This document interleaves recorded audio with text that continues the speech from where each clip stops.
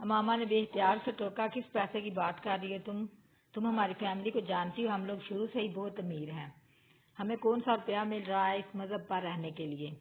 ہاں تم لوگ اب بڑے خوشحال ہو، مگر شروع سے تو ایسے نہیں تھے۔ تمہارے دادا مسلمان تھے مگر غریب آدمی تھے، وہ کاشتکاری کیا کرتے تھے اور ایک چھوٹے کاشتکار تھے۔ ربوہ سے کچھ فاصلے پر ان کی تھوڑی بہت زمین تھی، پھر تمہارے تایا نے اپنے کسی دوست کے توسط سے وہاں جانا شروع کر دیا اور یہ مذہب اختیار کر لیا اور بے تحاشا امیر ہو گئے، کیونکہ انہیں وہاں سے بہت زیادہ پیسہ ملا۔ پھر آہستہ آہستہ تمہارے والد اور تمہارے چچا نے بھی اپنا مذہب بدل لیا، پھر تم لوگوں کا خاندان اس ملک کے متمول ترین خاندانوں میں شمار ہونے لگا، اور یہ کام کرنے والے تم لوگ واحد نہیں ہو، زیادہ تر اسی طریقے سے لوگوں کو اس مذہب کا پیروکار بنایا جا رہا ہے۔ امامہ نے کچھ بھڑکتے ہوئے اس کی بات کو کاٹا، تم جھوٹ بول رہی ہو، تمہیں یقین نہیں آ رہا تو تم اپنے گھر والوں سے پوچھ لینا کہ اس کے در دولت کس طرح آئی ان کے پاس، اور ابھی بھی کس طرح آ رہی ہے۔ تمہارے والد اس مذہب کی تبلیغ کرتے ہیں، ہر سال لاکھوں ڈالرز آتے ہیں۔ انہیں غیر ملکی مشنریز اور NGO سے تحریم نے کچھ تحقیر آمیز انداز میں کہا، یہ جھوٹ ہے، سفید جھوٹ۔ امامہ نے بے اختیار کہا، میرے بابا کسی سے کوئی پیسہ نہیں لیتے، وہ اگر اس فرقہ کے لیے کام کرتے ہیں تو غلط کیا ہے؟ کیا دوسرے فرقوں کے لیے کام نہیں کیا جاتا؟ دوسرے فرقوں کے بھی تو علماء ہوتے ہیں، جیسے لوگ جو انہیں سپورٹ کرتے ہیں۔ دوسرے فرقوں کو یورپی مشن سے روپیہ نہیں ملتا، میرے بابا کو کہیں سے کچھ نہیں ملتا۔ امامہ نے ایک بار پھر کہا۔ تحریم نے اس کی بات کے جواب میں کچھ نہیں کہا، وہ اٹھ کھڑی ہوئی۔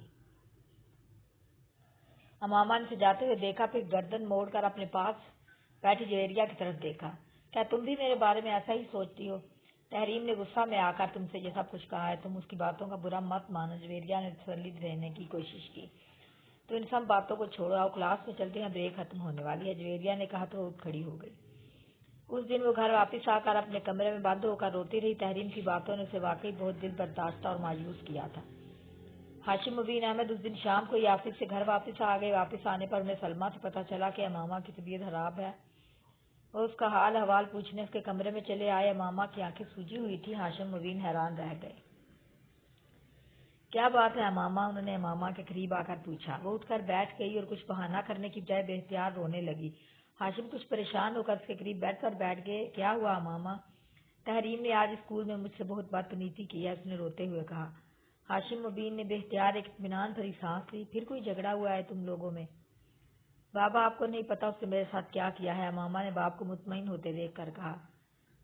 بابا، اس نے وہ باپ کو تحریم کے ساتھ ہونے والی تمام گفتگو بتاتی گئی۔ ہاشم مبین کے چہرے کی رنگت بدلنے لگی۔ تم سے کس نے کہا تھا تم اسکول کتابیں لے کر جاؤ انہیں پڑھانے کے لیے؟ انہوں نے امامہ کو ڈانٹتے ہوئے کہا۔ میں ان کی غلط فہمیاں دور کرنا چاہتی تھی، امامہ نے قدرے کمزور لہجے میں کہا۔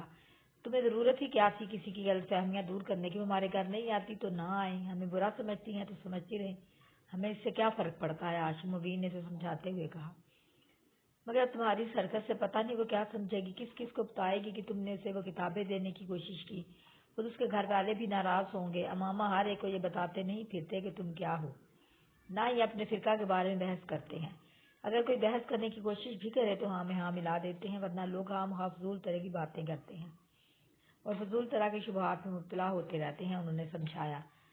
مگر بابا آپ بھی تو بہت سارے لوگوں کو تبلیغ کرتے ہیں، امامہ نے کچھ سلجھے ہوئے انداز میں کہا۔ پھر مجھے کیوں منع کر رہے ہیں؟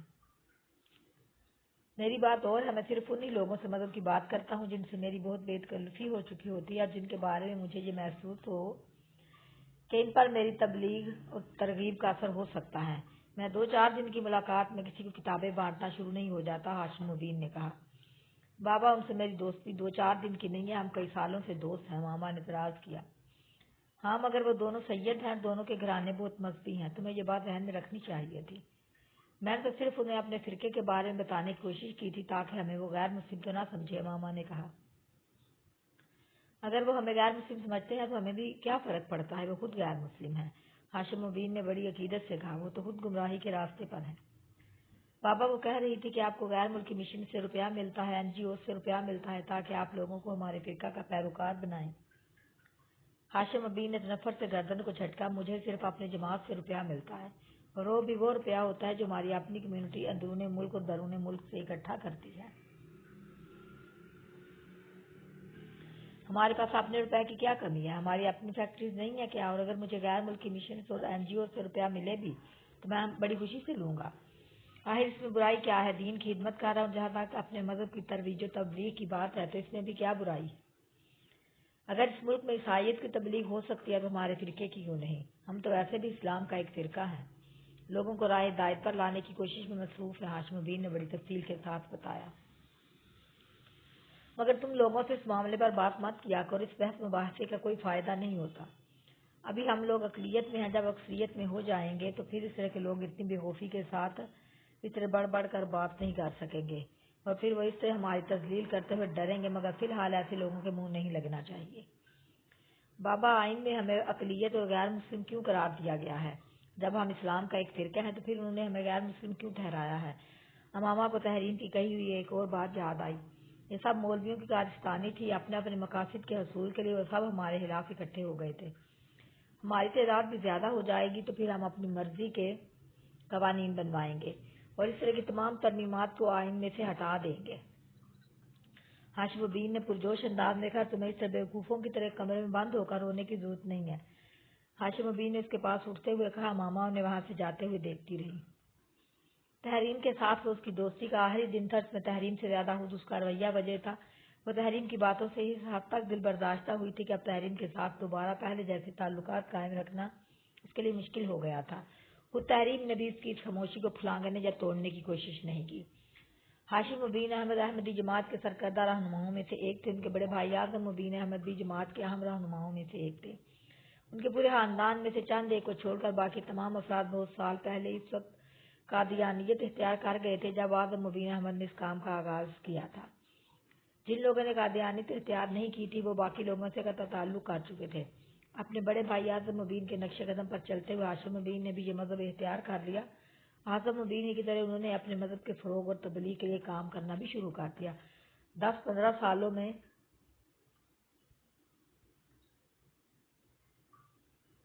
وہ دونوں بھائی اس تحریک کے سرکردہ رہنماؤں میں شمار ہونے لگے۔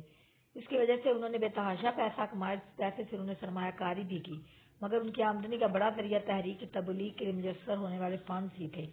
ان کا شمار اسلام آباد کے ایلیٹ کلاس میں ہوتا تھا۔ بے تحاشا دولت ہونے کے باوجود ہاشم اور اعظم الدین کے گھر کا ماحول روایتی تھا۔ ان کی خواتین باقاعدہ پردہ کیا کرتی تھیں، مگر اس کا یہ مطلب نہیں تھا کہ ان خواتین پر ناروا پابندیاں یا کسی قسم کا جبر روا رکھا گیا تھا۔ اس مذہب کی خواتین میں تعلیم کا تناسب پاکستان میں کسی بھی مذہب کے مقابلے میں ہمیشہ ہی زیادہ رہا ہے۔ ان لوگوں نے اعلیٰ تعلیم بھی معروف اداروں سے حاصل کی۔ امامہ بھی اسی قسم کے ماحول میں پلی بڑی تھی، وہ یقیناً ان لوگوں میں سے تھی جو منہ میں سونے کا چمچہ لے کر پیدا ہوتے ہیں، اور اس نے ہاشم الدین کو بھی کسی قسم کے مالی مسائل سے گزرتے نہیں دیکھا۔ یہی وجہ تھی کہ اس کے لیے تحریم کی یہ بات ناقابل یقین تھی کہ اس کے خاندان نے پیسہ حاصل کرنے کے لیے یہ مذہب اختیار کیا۔ غیر ملکی مشنز اور بیرون ملک سے ملنے والے فنڈز کا الزام بھی اس کے لیے ناقابل قبول تھا۔ وہ یہ بات اچھی طرح جانتی تھی کہ ہاشم الدین اس مذہب کی تبلیغ اور ترویج کرتے ہیں اور تحریک کے سرکردہ رہنماؤں میں سے ایک ہے، مگر یہ کوئی خلاف معمول بات نہیں تھی۔ وہ شروع سے ہی اس سلسلے میں اپنے تایا اور والد کی سرگرمیوں کو دیکھتی آ رہی تھی۔ اس کے نزدیک یہ کام ایسا تھا جو وہ اسلام کی تبلیغ اور ترویج کے لیے کر رہے تھے۔ اپنے گھر والوں کے ساتھ وہ کئی بار مذہبی اجتماع میں بھی جا چکی تھی۔ سرکردہ رہنماؤں کے لندن سے سیٹلائٹ کے ذریعے ہونے والے خطبات کو بھی باقاعدگی سے سنتی اور دیکھتی آ رہی تھی۔ تحریم کے ساتھ ہونے والے جھگڑے سے پہلے اس نے کبھی اپنے مذہب کے بارے میں غور کرنے کی کوشش نہیں کی۔ اس کے لیے اپنا فرقہ ایسا ہی تھا جیسے اسلام کا کوئی دوسرا فرقہ۔ اس کی برین واشنگ بھی اسی طرح کی گئی تھی کہ وہ سمجھتی تھی کہ صرف وہی سیدھے راستے پر تھے، بلکہ وہی جنت میں جائیں گے۔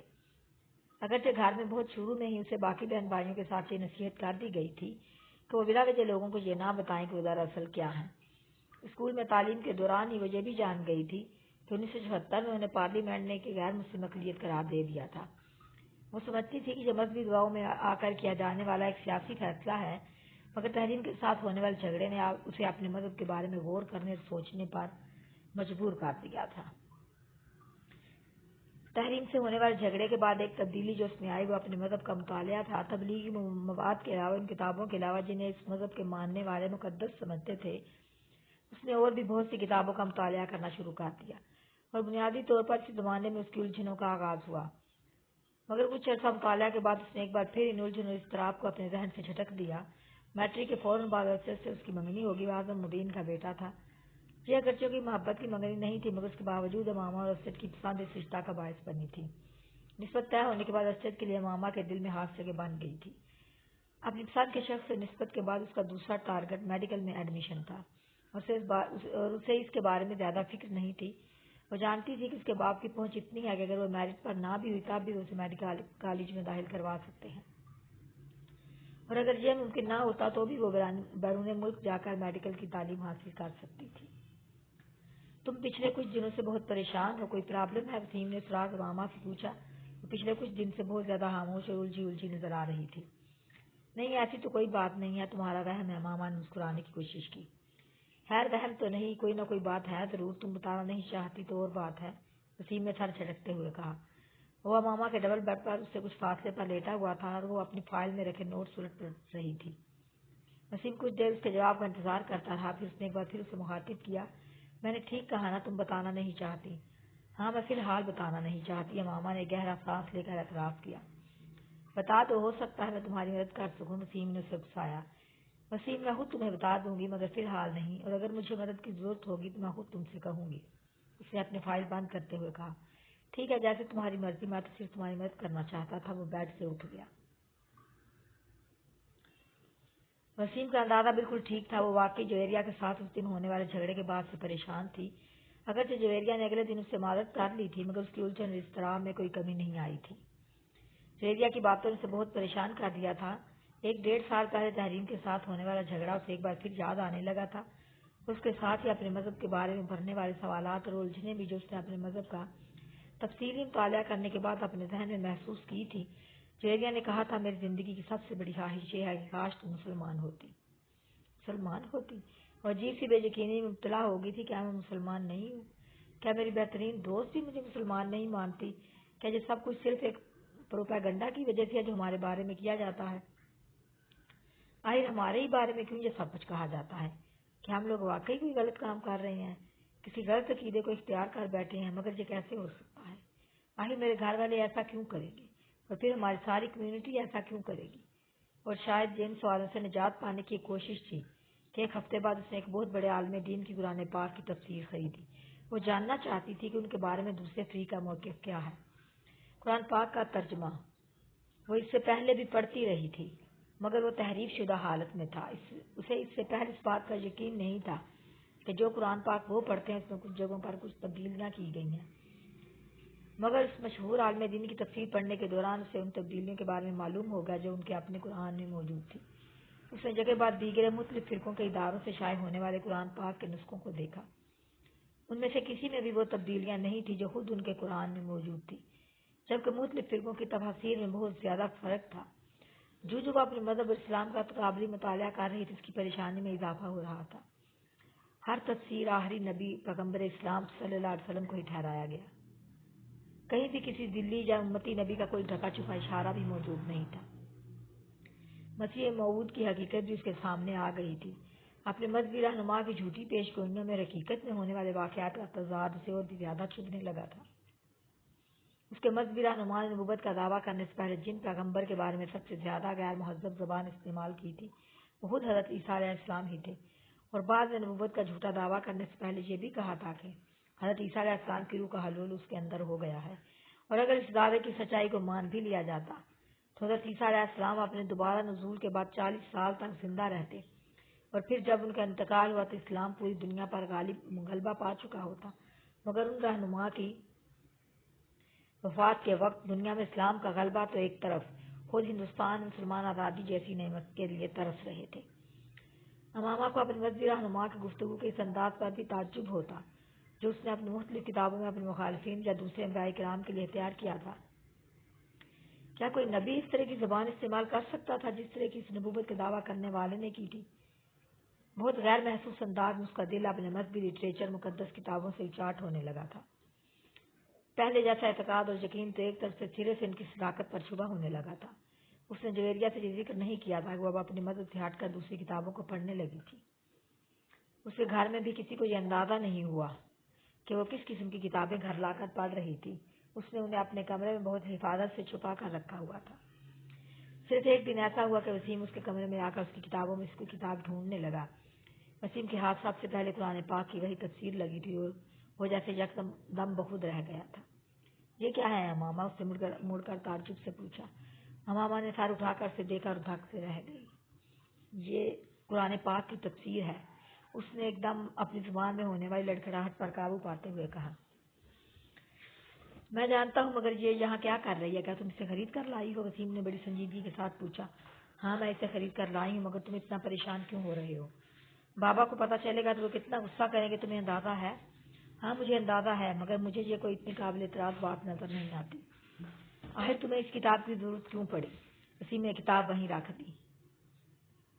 کیونکہ میں جاننا چاہتی ہوں کہ دوسرے عقائد کے لوگ آخر قرآن پاک کی کیا تفسیر کر رہے ہیں، ہمارے بارے میں قرآن کے حوالے سے ان کا نقطۂ نظر کیا ہے۔